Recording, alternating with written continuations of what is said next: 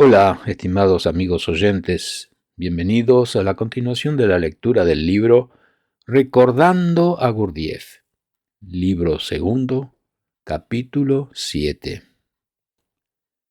Después de numerosas visitas a los Estados Unidos durante un periodo de más de 10 años, muchísimas personas conocían a Gurdjieff, en especial en Nueva York. Inevitablemente, como ciertos aspectos de su trabajo corrieron de boca en boca y llegaron a buen número de personas, empezaron a atribuírsele muchas cosas. Además de conocérsele como filósofo y místico, también se hizo famoso, entre comillas, mejor sería decir infame, entre comillas, por charlatán, chiflado, curandero y otros títulos por el estilo. En consecuencia, y también debido a ciertas concepciones falsas sobre su trabajo y su personalidad, gentes de todo tipo comenzaron a buscarle, gentes que le visitaban por multitud de razones que nada tenían que ver con la naturaleza de su trabajo y con sus objetivos principales. Como ya he dicho en otros capítulos, él mismo atraía voluntariamente tal trato por parte de la gente, en particular cuando hacía, entre comillas, curaciones o daba cierto tipo de tratamientos a cambio de dinero. Aunque he pensado a menudo que muchos de esos casos o de esos contactos se habrían podido evitar y que tal vez hubiera sido mejor hacerlo. Es difícil, quizás hasta injusto, enjuiciar las razones de Gurdjieff para tratar con tan diversas clases de personas. En aquella época parecía bastante sencillo especular sobre el tema, y recuerdo haber pensado que, en cierto sentido, estaba atrapado por su propio interés por la gente, que nadie podía poner en duda, y por su deseo de ayudar a cuantos tuvieran cualquier tipo de dificultad. Por otra parte, Gurdjieff resultaba un blanco fácil, pero, dada la complejidad de su naturaleza, él mismo era el que más se divertía con los juegos, entre comillas, en que hacía participar a quienes le rodeaban. Los que venían a verle eran en su mayoría individuos con problemas, y a menudo se los enviaban bien intencionados miembros de uno u otro grupo. En casi todos los casos, el, entre comillas, problema era de naturaleza psicosomática, y los resultados de sus consejos no siempre eran satisfactorios debido, en gran parte, a la total falta de cooperación de sus pacientes, entre comillas. Un grupo de seguidores, por ejemplo, le pidió que ayudara a una mujer de unos 50 años que, después de haber sido semialcohólica durante un largo periodo, al menos según se decía, había consultado al médico sobre cierta afección que no se relacionaba directamente con el alcoholismo. Sin embargo, lo primero que el médico había hecho fue prohibirle que bebiera. Gurdjieff dijo que le era indispensable ver a esa mujer en cuestión para poder ayudarla. Después de entrevistarse con ella y hacerle unas cuantas preguntas, dijo que no le pasaba nada, salvo que se encontraba en un periodo de desequilibrio hormonal, perfectamente normal en una mujer de su edad. Añadió que el haber ingerido alcohol durante muchos años no era, en modo alguno, señal de alcoholismo, y que esa mujer tenía una necesidad endémica de tomar cierta dosis de alcohol, por lo que el hecho de eliminarlo podía tener consecuencias graves, incluso mortales. Le prescribió la cantidad que había de beber al día y dijo, con excepción de algunos síntomas normales relacionados con el cambio que se estaba produciendo en su organismo y que pronto cesarían, su salud, si seguía tomando la dosis de alcohol que él le aconsejaba, sería perfecta. Dijo después que, por ciertos motivos, era importante que siguiera su consejo sin comunicárselo al médico, y le sugirió que viniese a verlo de vez en cuando. Aseguró que su necesidad de tomar alcohol iría desapareciendo sola, pero que él debía supervisar el proceso.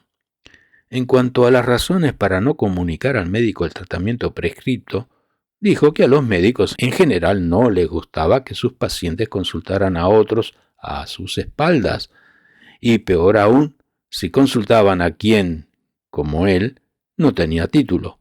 Eso bastaría para que inmediatamente desestimara su consejo y su tratamiento.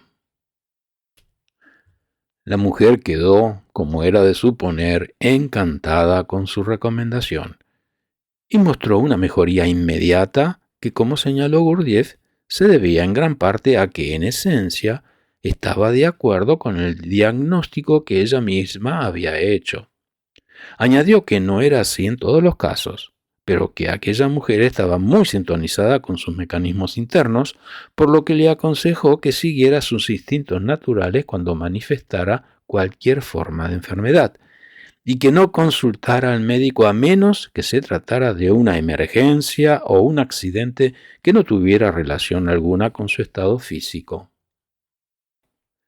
Ella siguió disfrutando de buena salud durante varios meses, hasta que un amigo suyo, con la mayor o la mejor de las intenciones y ansioso por conseguir que el médico se interesara por Gurdjieff y por probar que era, en la mayoría de los aspectos, mejor médico que el doctor en cuestión, le dijo que la mejoría de su paciente se debía a que había seguido el consejo de Gurdjieff, completamente opuesto al suyo.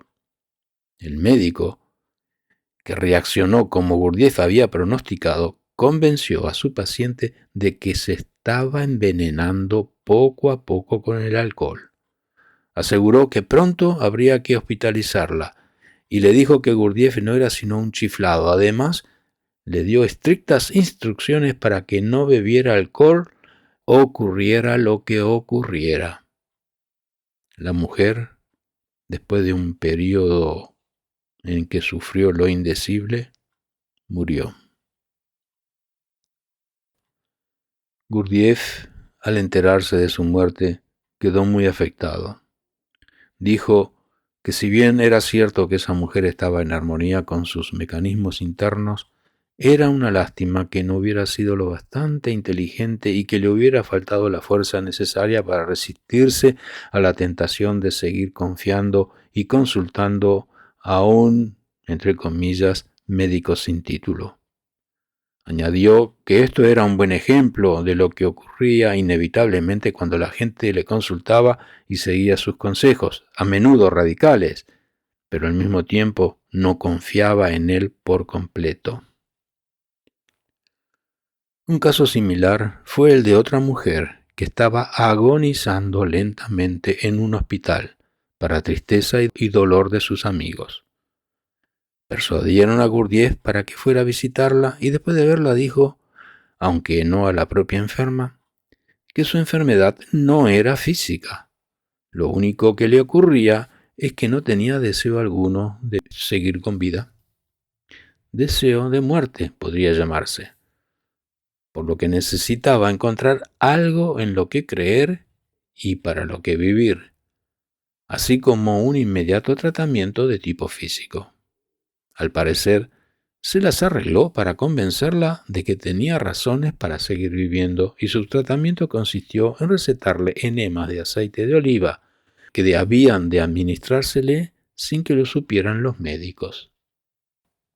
La enferma pudo hacerlo usando jeringuillas pequeñas, administrándose pequeñas dosis de aceite que le llevaban sus amigos.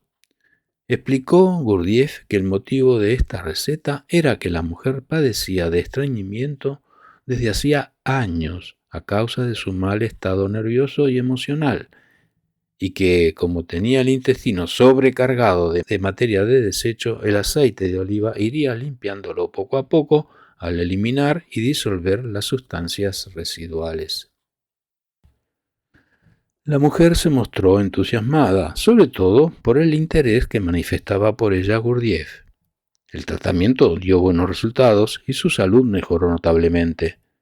Cuando, debido a la forma en que esta mujer alardeó las habilidades facultativas de Gurdjieff, sospecharon y por último descubrieron los médicos el tratamiento y le impidieron seguir administrándoselo. Esta vez, sin embargo, la mujer conservó la vida, Y sin embargo, tras salir del hospital, criticaba mordazmente a Gurdjieff porque, según ella, le había causado dificultades con los médicos. A Gurdjieff le divirtió su actitud y dijo que había conseguido lo que le hacía falta para seguir viviendo: odio activo hacia alguien, y que temporalmente a él le había tocado ser su destinatario. Aunque esos casos suscitaron acaloradas controversias entre los miembros de los diversos grupos y entre las personas que conocían a Gurdjieff, nadie le creó ningún problema con los médicos ni con las autoridades. Hubo, no obstante, un hecho que le causó muchas dificultades y que por último hizo muy incómoda su estancia en los Estados Unidos y prácticamente le impidió la entrada en el país una vez que hubo salido de él. En este caso, como en los anteriores, la afectada era una mujer. Recuerdo que ella, muy joven, lo conoció en Chicago y que, además de sentir interés por sus teorías, experimentó hacia él una fuerte atracción física.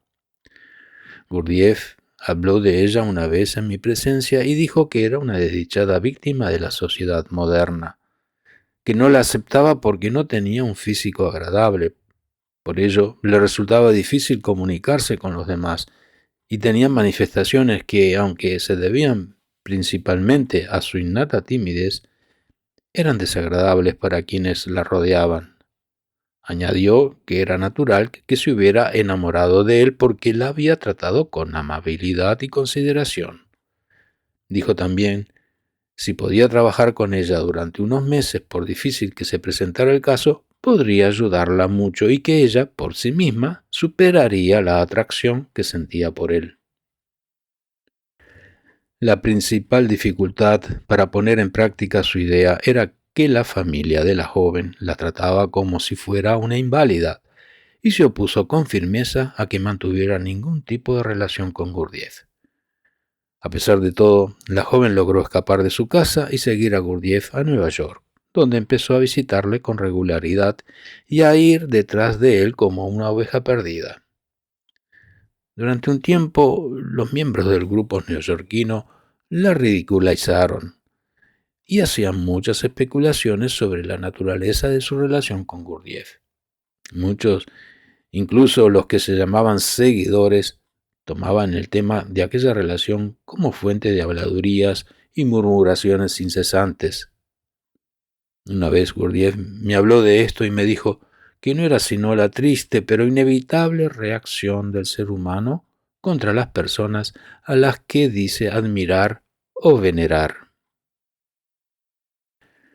Aunque ignoro la naturaleza de la relación que mantuvieron Gurdjieff y aquella mujer, sí sé que se vio interrumpida de súbito y bruscamente por la aparición de los familiares de la joven, que acusaron a Gurdjieff de mantener una, entre comillas, relación sexual inmoral con ella, y que después de presentar tal cargo, la encerraron en una institución de salud mental. Hasta ese punto las cosas no habían tomado un cariz demasiado serio, ya que no había pruebas en las que basar la acusación, pero a muchos de nosotros nos preocupaba la posibilidad de que a Gurdjieff se le presentaran graves dificultades por haber practicado la medicina sin tener título, así como por su condición de visitante extranjero en los Estados Unidos.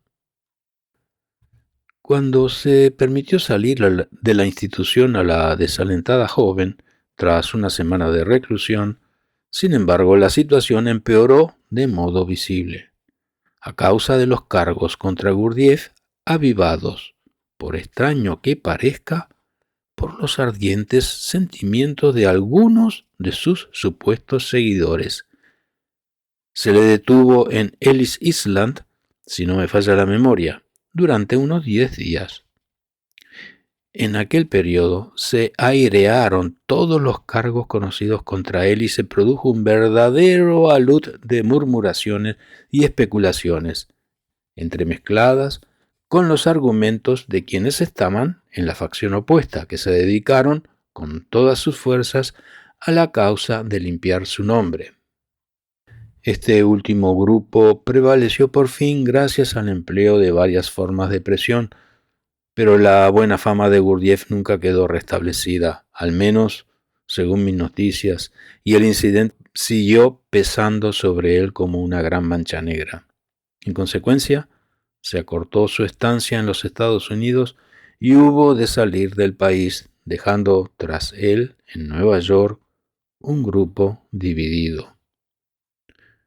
Muchos años después, refiriéndose a este episodio, dijo que había tenido un efecto muy valioso, pues contribuyó a que se separase la cizaña del trigo entre sus adherentes norteamericanos.